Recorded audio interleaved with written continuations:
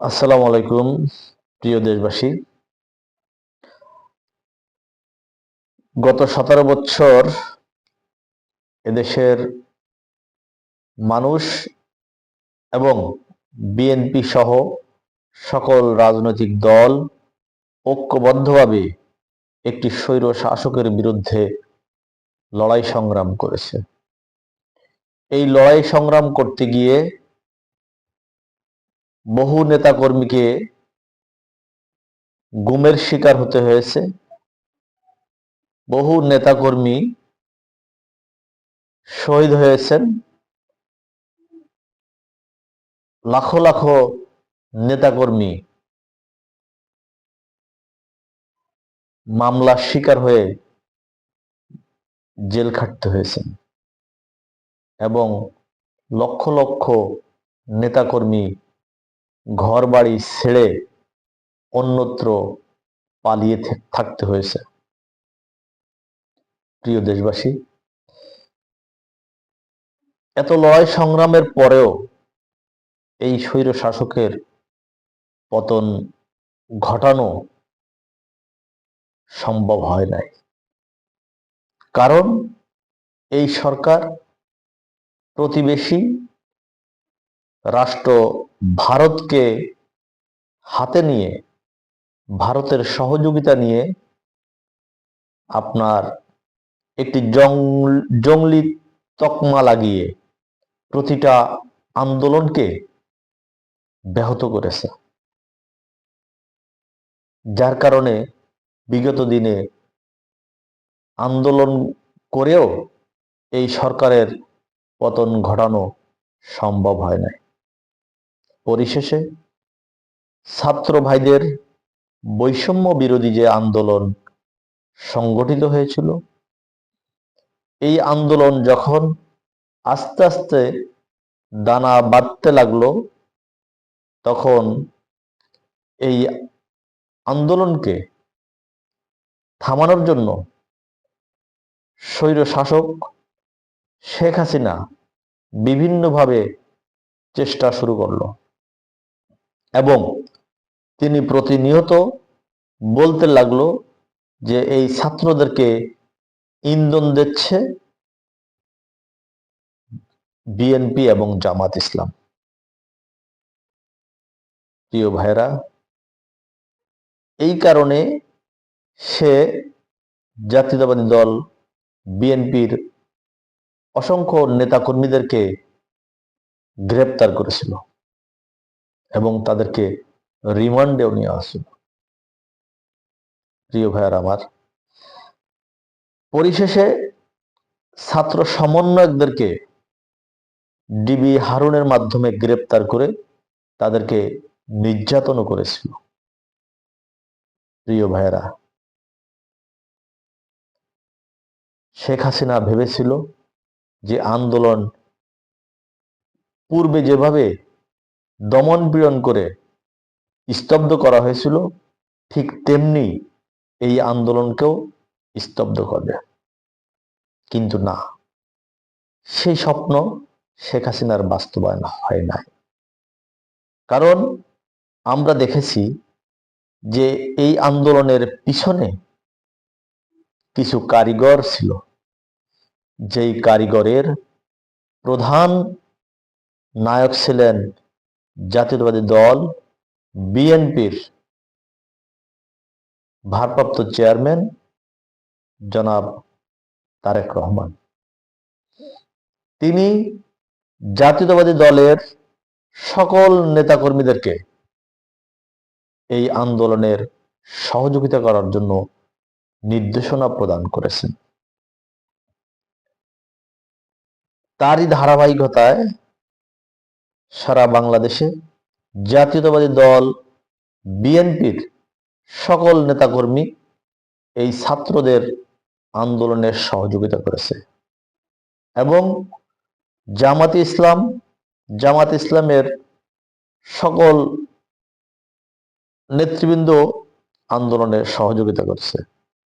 আমরা দেখেছি যে অন্যান্য সমমানা যে রাজনৈতিক দলগুলো আছে, প্রত্যেকেই এই ছাত্রদের আন্দোলনে সহযোগিতা করেছে।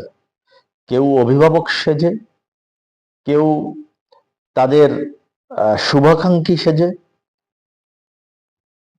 বিভিন্নভাবে এই ছাত্রদের আন্দোলনে তারা সহযোগিতা করেছে। প্রিয় ভাইরা, অন্যথায় ছাত্ররা এই আন্দোলন কখনো বিজয়ের দ্বার প্রান্তে যেতে পারত না। কারণ স্বৈরশাসক শেখ হাসিনার যে আগ্রাসী মনোভাব ছিল, তার যে বিশ্বাস ছিল সে এই আন্দোলনকে দমন পীড়নের মাধ্যমে প্রতিহত করবে, সেটি প্রায় বাস্তবে রূপ নিয়েছিল। কিন্তু সকল রাজনৈতিক দল যখন ঐক্যবদ্ধভাবে ছাত্রদের পাশে দাঁড়িয়েছিল, সকল অভিভাবকেরা যখন ছাত্রদের পাশে দাঁড়িয়েছিল, তখন শেখ হাসিনা আর এই আন্দোলনকে রুখতে পারে নাই। প্রিয় বন্ধুরা আমার, কিন্তু দুঃখের বিষয়, পরিতাপের বিষয় হলো যে শেখ হাসিনা পলায়নের পর যখন একটি সরকার গঠন করা হলো, এই সরকার গঠনের পর আমরা দেখতে পাচ্ছি যে কিছু সংখ্যক ব্যক্তি তারা বলার চেষ্টা করছে যে এই আন্দোলনের সকল কৃতিত্ব হচ্ছে একমাত্র ছাত্ররা। প্রিয় ভাইয়েরা আমার, আমি আপনাদেরকে বলতে চাই, এই আন্দোলন একদিনেই কিন্তু সংগঠিত হয় নাই। একটি আন্দোলন হইতে গেলে পিছন থেকে বিন্দু বিন্দু করে তারপরে এর একটি রূপ ধারণ করে। এবং আমরা এটিও শুনতে পেলাম যে একটি ভোটের জন্যেই হাজার হাজার ছাত্র বা মানুষ জীবন দেয় না। আমি বলতে চাই, স্বাধীনতা যুদ্ধে ৭১ সালে স্বাধীনতা যুদ্ধে একটি গানের মাধ্যমে দেশবাসীকে ঐক্যবদ্ধ করা হয়েছিল যে একটি ফুলকে বাঁচাবো বলে যুদ্ধ করি। এই গানটির মাধ্যমে দেশবাসীকে বোঝানো হয়েছে যে একটি ফুল মানে হচ্ছে এই একটি দেশ, এই দেশটিকে বাঁচানোর জন্যই আমরা যুদ্ধ করেছিলাম। আর দীর্ঘ ১৭ বছর যে লড়াই সংগ্রাম করা হয়েছিল, সে লড়াইয়ের প্রধান বিষয় ছিল হচ্ছে একটি ভোট। কারণ এদেশের মানুষ তার নিজের ভোটটি নিজে প্রদান করতে পারে নাই। আর যখন নিজের ভোট নিজে প্রদান করতে পারে নাই, তখন এই স্বৈর শাসক শেখ হাসিনা তিনি এক নায়কতন্ত্র কায়েম করে মানুষের ভোটের অধিকারকে হরণ করে সে ক্ষমতায় টিকেছিল। আর ভোটের অধিকারকে হরণ করতে পারছে বিধায় সে ফ্যাসিস্ট হয়েছে, সে স্বৈর শাসক হয়েছে। আজকে যত বৈষম্যমূলক যে আচরণগুলো এই জাতির উপর করা হচ্ছে, এগুলো সে করতে সুযোগ পেয়েছে।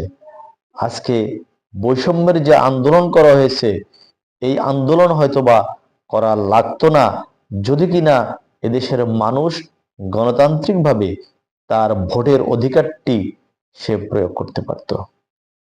যদি একটি জনগণের ভোটের সরকার প্রতিষ্ঠিত হতো, তাহলে হয়তো এই যে বৈষম্যের শিকার আজকে মানুষ হয়েছে, এই বৈষম্যের শিকারটি হতে হইতো না। দীর্ঘ ১৭ বছরে যে আন্দোলন সংগ্রাম করা হয়েছে, যদি একটি সুষ্ঠু ভোট হইতো, তাহলে হয়তো এই আন্দোলন করা লাগতো না। যদি সুষ্ঠু ভোট হইতো, তাহলে এই ২৪-এর গণ অভ্যর্থন হইতো না। তাই আমি বলতে চাই যে আজকে সকল কৃতিত্ব 24 জুলাইয়ের এই আন্দোলনই নয়। এই আন্দোলনকে সংগঠিত করার জন্য পিছনে যারা জীবন দিয়েছে, পিছনে যারা পঙ্গুত্ব বরণ করেছেন, পিছনে যারা গুম হয়েছেন, পিছনে যারা জেল জুলুম খেটেছেন, পিছনে যারা ঘর বাড়ি ছেড়ে অন্যত্র পালিয়েছিলেন, পিছনে যারা নিজের বাবা মায়ের জানাজা দিতে পারে নাই, কবর দিতে পারে নাই, নিজের সন্তানকে দেখতে পারে নাই, তাদেরও অবদান কম নয়। তাই বন্ধুরা, আমরা কাউকে অবমূল্যায়ন করে, অবজ্ঞা করে আমরা কথা বলবো না। এদেশের স্বাধীনতা যুদ্ধে যেমন ছাত্র, শ্রমিক, কৃষক ঐক্যবদ্ধভাবে স্বাধীনতা যুদ্ধে ঝাঁপিয়ে পড়েছিল, ঠিক তেমনি এই 24 আন্দোলনেও সকল মানুষ ঐক্যবদ্ধভাবে আন্দোলন করেছে। এই আন্দোলনের কৃতিত্ব এদেশের জনগণের এবং গণতান্ত্রিক মনা এবং স্বৈর শাসক বিরোধী যে কয়টি রাজনৈতিক দল আছে, প্রত্যেকটি রাজনৈতিক দলই এই আন্দোলনের পিছনে কাজ করেছেন এবং প্রত্যেকেই এর সুফলের জন্য তারা কৃতিত্ব রাখেন। অতএব প্রত্যেকের অবদান এই আন্দোলনে আছে। আমরা কাউকে খাটো করে দেখতে চাই না।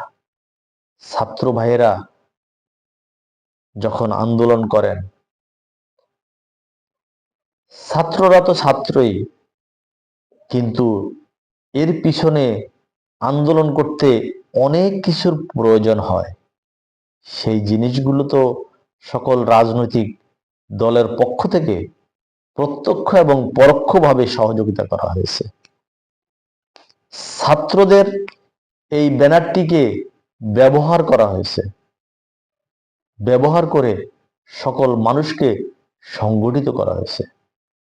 এই জন্যে আমি বলতে চাই, ছাত্র ভাইদের যেমন অবদান রয়েছে, তেমনি সকল রাজনৈতিক দলেরও এই আন্দোলনে অবদান রয়েছে।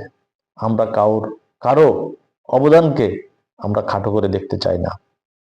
আমরা চাই যে আগামীর বাংলাদেশ গড়ার লক্ষ্যে আমরা সকলে ঐক্যবদ্ধভাবে আমরা একটি সুন্দর, সুখী, সমৃদ্ধি বাংলাদেশ গড়ার প্রত্যয় নিয়ে আমরা সামনের দিকে অগ্রসর হব। এবং জাতীয়তাবাদী দল বিএনপির ভারপ্রাপ্ত চেয়ারম্যান জননেতা জনাব তারেক রহমান, তিনি 31 দফা দিয়ে যে আপনার একটি প্রস্তাবনা দিয়েছেন, সেখানে সকল রাজনৈতিক দলকে সঙ্গে নিয়েই একটি ঐক্যমতের সরকার গঠনের মধ্য দিয়ে এই বাংলাদেশ গড়ার প্রত্যয় তিনি ব্যক্ত করেছেন। আমরা আশা করি জনাব তারেক রহমানের এই ডাকে সাড়া দিয়ে সকলে ঐক্যবদ্ধভাবে আমরা আগামীর বাংলাদেশ গড়ব, এই আশাবাদ ব্যক্ত করে সকলকে ধন্যবাদ জানাই। আসসালামু আলাইকুম রহমতুল্লাহ।